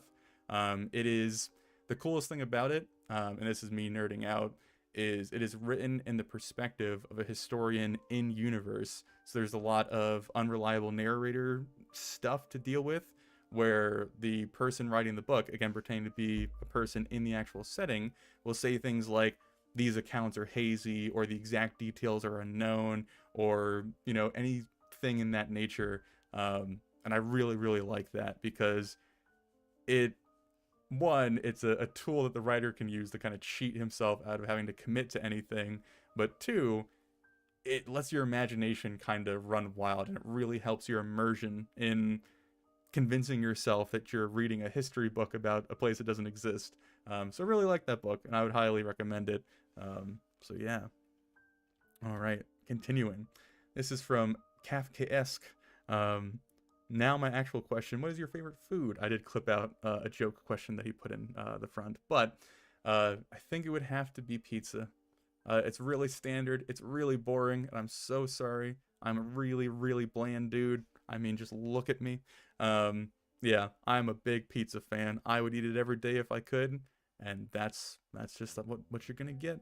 I'm sure people ask like what toppings. I'm a pretty bland dude. Pepperoni works just fine. Like, there's no issue. You can stick with the classics. If I were to choose anything that some people might disagree with, mushrooms is an excellent topping on pizza. Pineapple doesn't belong anywhere near pizza, and I will die on that hill. So anyway, we shall continue. This is from Odin the Allfather. Do you have plans on having more of justice being served in future stories like in Jules's? I think I can't really answer that question, because it's going to come down a lot to what happens in the story and who the character is and how it plays out. I will, I guess, like, reveal this little tidbit of information. We did not go into recording Jules and Kevin's encounter with the explicit idea that Jules was going to come out on top. Obviously, we were kind of leaning that way because Jules had done the legwork to kind of make the ambush work in his favor. So it would make sense that he would win. The only time that we didn't include footage that ended up with Jules not winning was like really janky, and it didn't look right. I think it also was like super quick. So we did another run until we got one that looked all right that I could use for footage. So yeah, as far as like planning for some justice being served, I can't tell you. It might happen, it might not. Considering the setting and what type of stories we have told, it's probably a safe bet to assume it will come back around, but I can't tell you for sure, so we'll just have to wait and see. All right, this is from Seme. Do you plan on making a brand new character on a different save with some modded maps? I think this is a bit of a rehash of the question about like Project Russia and whatnot. Perhaps. It all comes down to what I want to try and do with the series, or what I think is best to keep things fresh. We'll see. Right now, season 3 has just started, and it's probably going to run for a pretty long time. So I wouldn't expect anything new soon, but we'll see. I'm always open to adjusting things and trying different maps, because the one thing that I have really enjoyed about doing Raven Creek, because I've really wanted to play in Raven Creek for a while, is it really changes how you play. Like, being in a dense city environment where there's like not a lot of opportunity to move or leave or like, you know, strike out, makes you play in a completely different manner, and I really enjoy that. So trying different maps that might again change how I play, totally welcome to. So that might happen, and we'll see. All right, this is from Visible Idiot. Very fitting name for how large this comment is. Thoughts on pickles? Bland pickles, like just regular straight pickles, No. When they give you those like stupid sliced pickles with like on the side of a hamburger, bad idea. Pickles in a sandwich, all right. But yeah, like plain pickles, nah, can't stand them. All right. I'm actually gonna skip. It's telling me ads are coming, so we're gonna skip those. I'm getting better at this. All right. Number 99. Real quick, what are the favorite cars, trucks, and bikes of the PZ characters? I'm imagining this is being asked in universe, like what each character thought of their favorite car or truck. I'd have to say Jamie probably was pretty attached to the green SUV he found early on, which was his first form of transportation. The only reason I actually stopped using that vehicle in the series is the mod updated right in the middle of the season, where it switched from the parts being like default product Zomboid car parts to like custom parts. And so at one point I went to take the door off to fix it and then put the door back on, and I couldn't because it gave me the vanilla part but then required the modded part to fix it. And so that's why it sat in that parking spot for the rest of the series with one door missing, is I couldn't find another one to get a different door to fix that one. But I really like that. It's a Land Rover, I think, is the actual brand of that car. And I like the look of it, and it was serving him well, and it's kind of sad that I ended up having to not use it. With Jules, as much pain as it caused, that little white coupe that he ended up using as his first real vehicle. He had the mail delivery van and then those police cars that were just awful. Oh my god, that was like misery. And you guys missed out on so much just like boring footage of me stalling every 5 feet trying to drive somewhere. But when he finally got the little white car from the trailer park and was able to like drive up and down to Little Hope, that was such a monumental moment. And even though it kept dumping gas on the ground at incredibly random moments, it really gave me my first, like, I don't know, sense of accomplishment. Like, I have a reliable car. Obviously, it got replaced pretty quickly, but every time I drove past it, because he went from Little Hope to that trailer park area 100 different times, I remember I would drive past and be like, oh, I miss you, but thank God I'm not using you right now.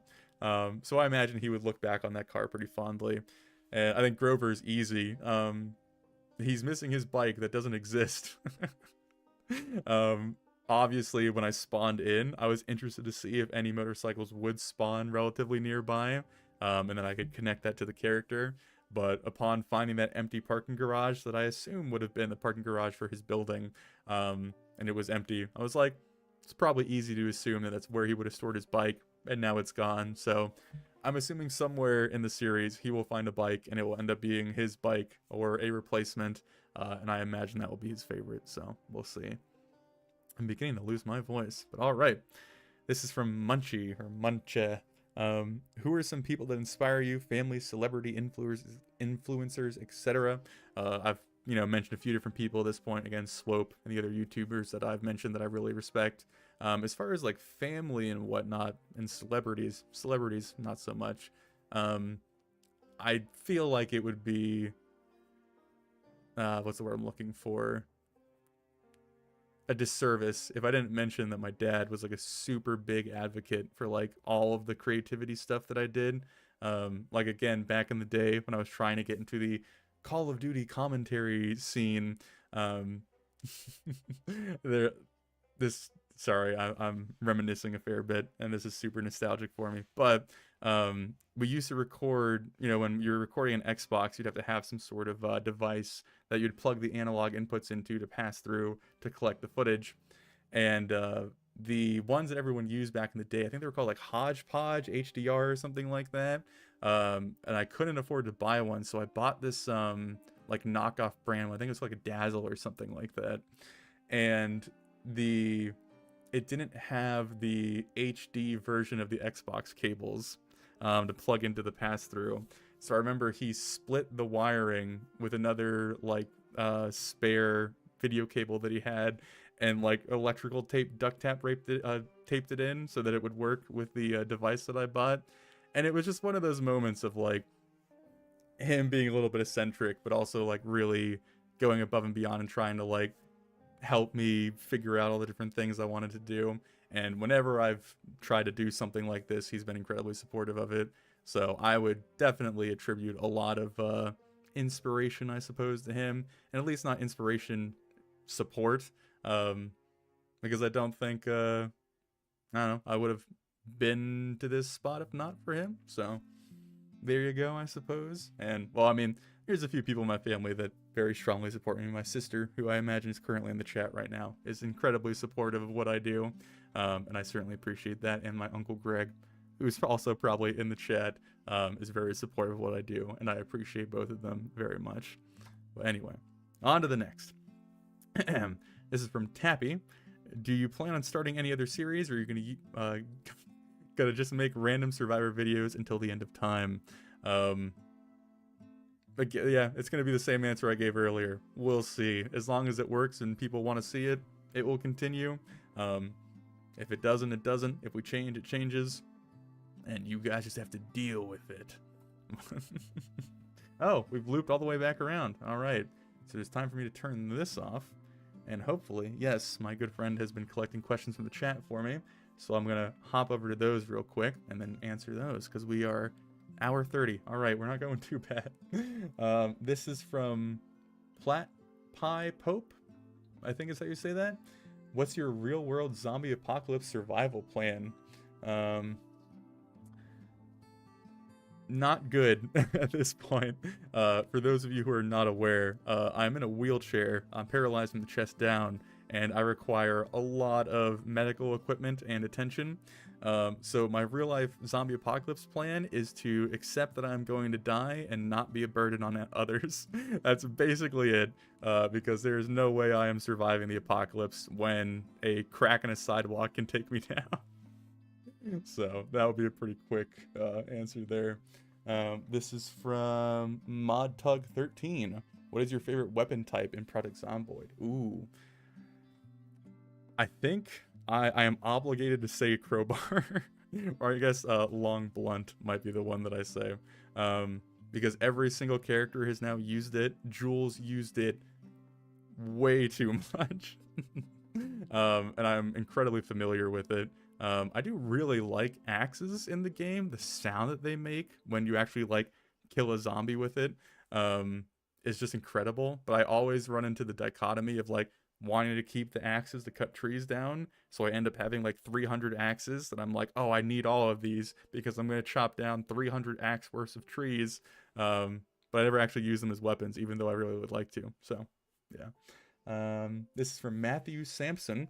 Was Jules winning the fight scripted? Oh, we covered this a little bit earlier.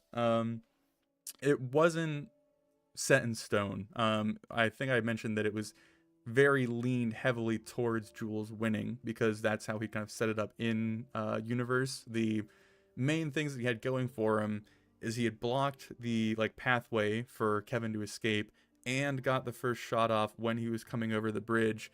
And so we knew that he was going to be suffering from an injury and then probably crashing the car and taking a little bit more damage as well. And then Jules was going to switch to using, because I knew what Jules was going to do, and then we kind of roughly try to figure out what Kevin would do. Jules would then switch to the silenced MP5 that he had, and that would draw far less zombies than Kevin using the AK that he had. And so there was a lot of different like actual in-world reasons that Kevin was like put tremendously on the back foot. And so the footage that we ended up seeing was basically that just playing out to a T. He got the shot off, he hit the barrier, Jules took a shot trying to exchange some fire with him and then healed in the woods.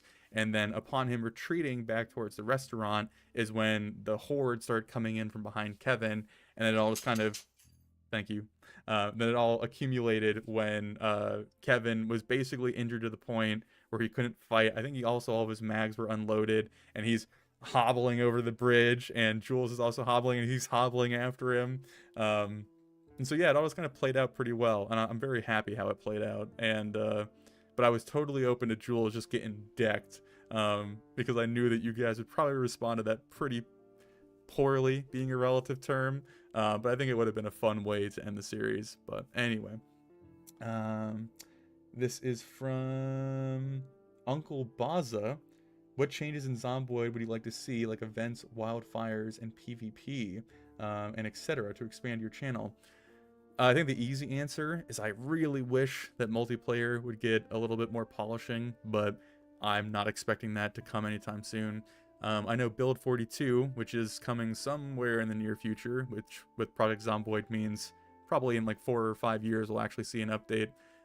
They're doing a lot of cool things like the animal AI, which could hopefully serve as the foundation for Survivor AI.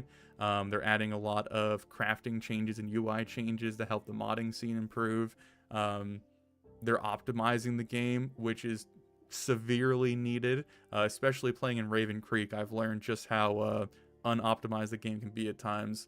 So, but as far as like actually addressing the question with like events and whatnot, I would like to see more directed random stories. Right now, the way the game is set up, you kind of have to stumble upon like houses that have certain themes or car wrecks on the road or things of that nature. But I think it would be really interesting if like a particular type of zombie horde like shambled towards you, or like, you know, found your base, and then you could somehow like through mental gymnastics write some story about this being like a survivor group that was heading towards you but turned on the way there. I don't know, like things that come at you more. I think that's one of the things that Project Zomboid lacks. There are a lot of mods that, you know, offer solutions to this problem, but as far as like the base game, I think that would be really incredible to see. I'm not, again, going to hold out any hope that this comes anytime soon, but that's something that would help me tremendously, because a lot of the time I'm kind of making shit up to get my characters to go out and do things. Once someone gets like settled, especially in a place like Little Hope, it's really hard to come up with justifications for him to leave if he wants to stay alive. Like, the best way to stay alive in that scenario is to not do a damn thing. So yeah, I think they need like more end game random events to kind of keep pushing you around. But I don't know. That would be, I guess, my answer. So, this is from Wendigo. Opinions on mods such as cryogenic winter or other weather mods like toxic fog. I know there's a ton out there. Like, there's obviously cryogenic winter is a very popular one. There's the ones that have like radiation and whatnot. I think they're really interesting and cool. The hesitation I would ever have about doing a series in them is, for one, it would probably be difficult to use them as like a continuation on any of the stories. So it'd probably be its own separate series, which doesn't mean that it won't happen, but it's just something to consider. The second thing is you're relying really heavily on a mod. Like, the whole purpose of the playthrough is now centered around one mod. And the way that mods in Project Zomboid can be messed up or updated or corrupted, it would worry me that, you know, in the middle of the run, the author or whatever would make some sort of change that then, I don't know, makes it corrupt, or I can't continue the playthrough, or alters it in a severe way. So that would basically have to be it. I'd have to be very confident that the mod was in a good place and wasn't going to change, and also it'd have to be something that wasn't annoying to play with, because then that would transfer over to the content side of things as well. But it could, on the other hand, serve the exact opposite purpose of providing a bit more difficulty or challenge or something fresh for the survivor to deal with. So again, we'll see. I am open to including a lot of different things in the future. It just comes down to actually what works and what doesn't. One second.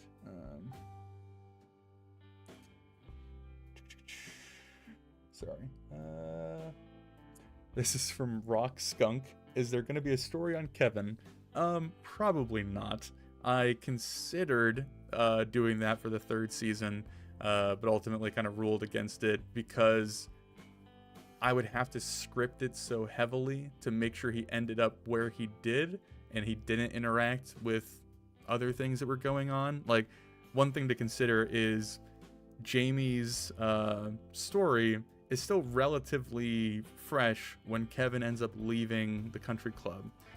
And so it would be very difficult to play as Kevin and like not hit Rabbit Hash or West Point and go straight over to Valley Station, which is where we end up seeing him in Jules' series. So it was the problem of I would have to play with the knowledge that I am not playing like Kevin would, which would frustrate me and also make the, I guess, the believability a bit difficult. And I would also have to script it pretty heavily to make it end where I needed it to end. So that's why I ultimately went against it. People have mentioned a lot about the Martin's daughter and playing her in Louisville. I'm still open to that.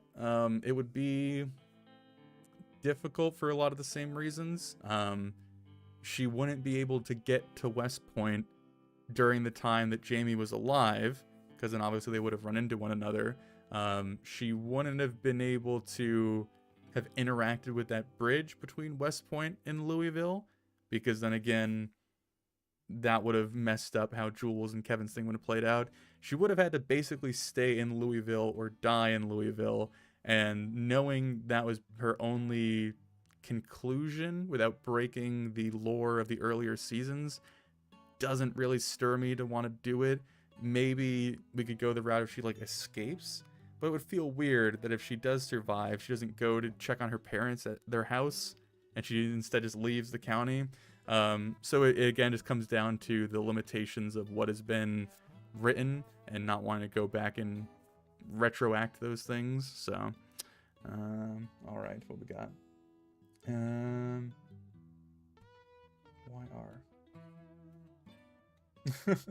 Okay, the question isn't phrased great, but I'll answer it. It's from Luke the Luck. Why are on wheelchairs? Were you born like that? I'm imagining he's asking why I'm in a wheelchair and if I was born like that. The answer is no. I had a motorcycle accident about 5 years ago at this point that I ended up crushing 2 vertebrae in my spine and being paralyzed from the chest down. So I've been in a wheelchair since. Yeah, I guess that's basically it. This is a topic that I haven't touched on a ton because a lot of the time you can't really notice when I'm just a talking head. But I imagine there have been a few different people that have asked about like why my logo is a guy in a wheelchair, and then some people will be like, don't you know? So maybe it's worth putting out some sort of video on this and going through the whole story. I'm certainly not going to do it here. But yeah, that's a whole little tale within itself. So anyway, I think we are finally getting to the end. Yeah, I think that's the end of the questions, and we're at 1 hour and 45 minutes. If anyone wants to throw some like real quick questions in the chat that have not been answered thus far, I'll try to answer them. But I will try to tone it down a little bit, try and peter us off a little bit.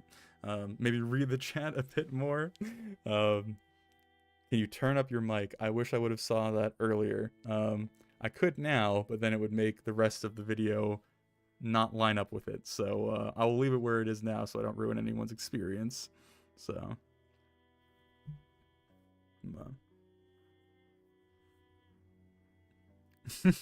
Who would win in a fight to the death between Grover, Jamie, and Jules? I think I actually recently had this discussion with someone in the comments section between Jamie and Jules. If it's between the two J's, I think Jules wins out easily because Jamie never actually had to injure another person, and that was one thing he was very strongly like opposed to, I guess is the word. And so if they were pit against one another, I really do think that Jules would just wallop the shit out of him. I don't think either of them would want to, but if it came down to like a life or death situation, it'd be Jules. Between Jules and Grover, right now, where Grover stands, probably Jules, because Grover right now is real old. He's really feeling his age, and like throughout the series, he's gonna start like regaining some of his like youthfulness, I suppose, or just getting back into better shape. But right now, he's not in a shape to fight Jules. Jules is a monster. Favorite zombie movie? I don't know if I have a favorite zombie movie. I will say that the Last of Us TV series that just recently did was phenomenal. That was awesome. I'd highly recommend giving that a watch. Oh, I missed that. Let me scroll up real quick. Just making sure these aren't questions. If you had to fight a giant version of an animal, what would it be? A giant version of an animal. An odd question. Like a rat? Like a big rat? I think I could fight a big rat. Maybe. My limits of fighting things is very stunted for obvious reasons. So maybe if I could like grab it by the tail and just start like, but I don't know. I might bet on the rat. BP, I don't know what your joke question was, so I apologize.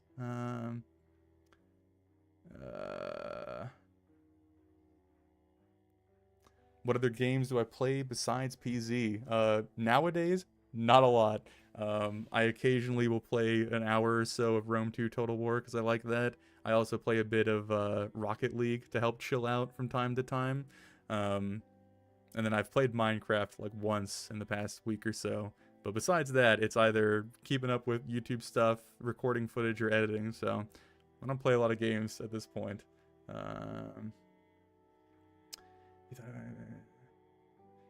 Yeah, the question from Didi, have you thought about different types of games for these kind of stories? I have. A lot of people have recommended it.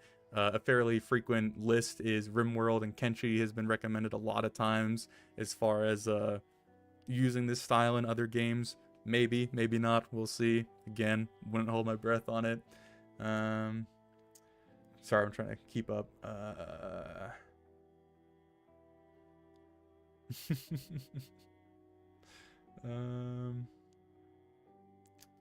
Sorry.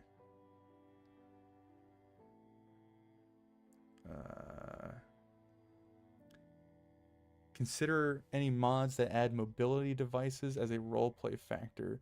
Are you talking about like adding wheelchairs to the game? If that's the case, no. If you're talking about adding like wheelbarrows and whatnot, I already have in Jamie's series. He used a wheelbarrow pretty frequently. Hopefully that answers your question, Nephilim. Which PZ plushie would you want in real life? Fun fact, I actually backed the plushie that the dev team Indie Stone put out maybe like a month or two ago. So that is gonna show up in the mail at some point. It is I think it literally is God, I should know the name off the top of my head. The mascot for the game. What is it called? I play this game all the time and I can't. Spiffo. Jesus. It's Spiffo with like all the little gear and backpack and stuff. So I'll actually have a real life version of that soon. So I guess that'll have to be my answer. How do you feel about us giving you money? This is okay. I know it's a joke question, but I'll actually try and answer it a little bit more honestly, I suppose. Like,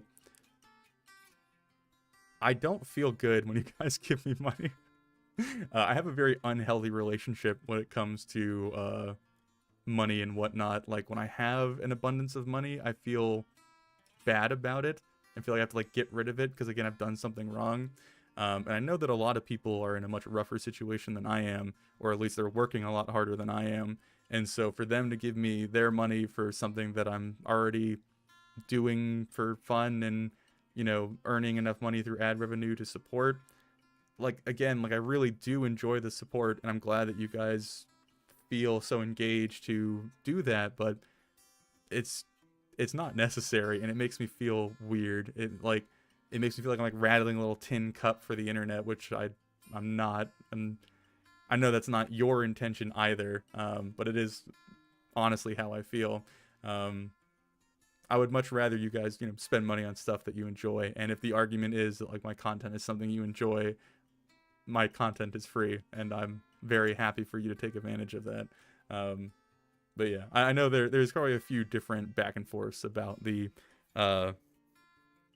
emotions you should have about such things, and I do appreciate everybody who does, but yeah, I guess that answers your question. I would much rather you guys do something else with your money. But anyway, I'm backlogging a bunch. Anybody want a peanut? Big Spoopin? Don't know why you put that in there.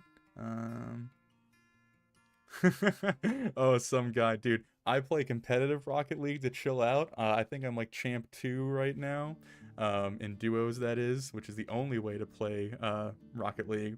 And the saltiness in Rocket League is what entertains me the most. Like, I get on and I chill. I just enjoy the game. But like my teammates and the enemy team losing their minds gets me giggling to like no end. And so that's how I chill out playing Rocket League.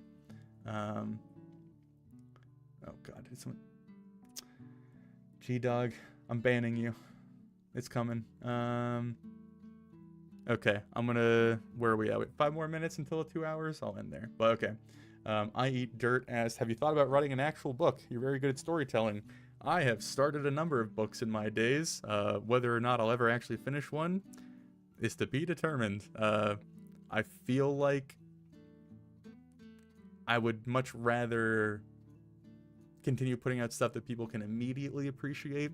The thing about writing a book is you spend a lot of time crafting something that then ultimately no one could enjoy or relate to or see value in. So until I have a lot of free time, which I don't suspect I will, that will definitely be like a back burner project for sure.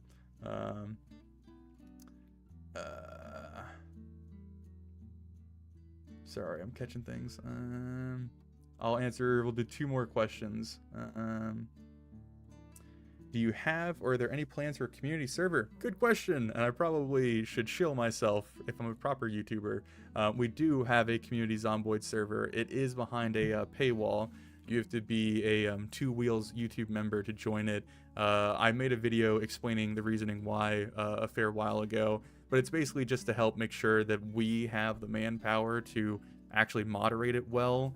If it was just open to everybody, there's no way that we would be able to like keep track of everyone and keep everyone in line. And we're also trying to make it a server that isn't just like a casual get on, hang out with your friends and like, you know, yuck it all up kind of thing. We're trying to make it a bit more representative of what the series is on the YouTube channel, of being more character centric and RP centric and driven by like in-game interactions and whatnot. So if you're interested in that, there is a video on my channel that explains it a bit more. I'd recommend giving that a look. And then if you do want to become a member and join, that's awesome. We just wiped it 2 days ago. We wipe it monthly.